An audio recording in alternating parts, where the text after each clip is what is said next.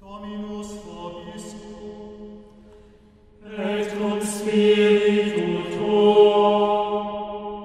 sequentia sancti evangelii secundum Marcum, gloria tibi, Domine.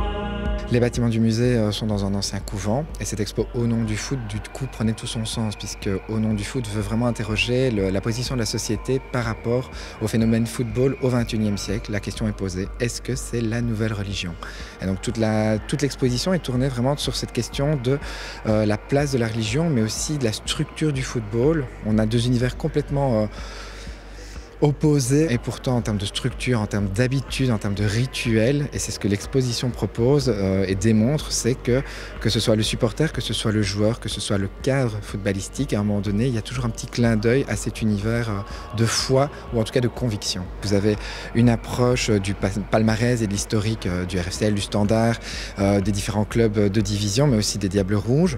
Vous avez toute une adaptation aussi d'un point de vue de médiation qui propose une expérience ludique au travers de différents jeux, une expérience numérique également, via l'Audio Geek qui propose un quiz. Vous avez aussi l'installation de Vincent Sollet qui propose justement une réflexion sur comment le supporter du Standard se positionne par rapport à l'histoire de son club. Et donc il a proposé un pilier reliquaire, un petit peu comme un autre élément qui est présent dans l'expo, c'est le clin d'œil au pilier qui représente et illustre Roger Claessens, le standardman du siècle. Et donc Vincent Sollet est vraiment allé à la rencontre de supporters pour créer ensemble, avec eux, justement toute cette émotion autour du club. Et donc vous avez un pilier qui tantôt recoupe différentes banderoles, différents tifos, mais aussi tambours, chaussures, albums Panini, photos de l'équipe dédicacée, etc. qui permettent à un moment donné, grâce à l'expérience du supporter, de se recréer et de se réapproprier le Standard une fois encore. Alors ici, il va y avoir plusieurs événements dans les semaines qui vont venir, notamment Supporter Pas Dupe qu'on connaît bien chez nous en collaboration avec le fan coaching de la ville de Liège. Est-ce que vous pouvez nous dire un peu comment va se passer cet événement et quand est cet événement?